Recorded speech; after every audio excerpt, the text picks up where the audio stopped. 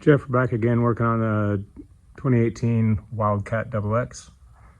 And those of you that have bled the coolant system know that through the hole here in a spot mounted just behind the oil separator tank, there is a bleed valve, which is just an 1/8 inch plug stuck in a threaded coupler.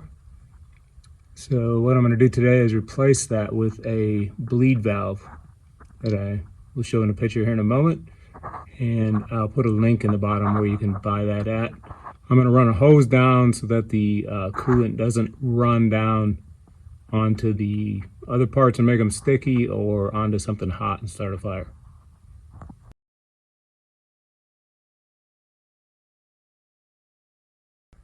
Those of you that worked in this area too also know that the assembly rotates in that clamp. So you'll notice I put some just electrical tape around it, and that tightens it up in the clamp so that I'll be able to use the thumb screw shown in the picture to loosen it up and won't have to have any tools to bleed the system. There, we pulled the plug and replaced it with the valve. And now we're going to put it back up in the mountain, which is in the dark up there. A little difficult to see, but it's right between the oil return line and the level check.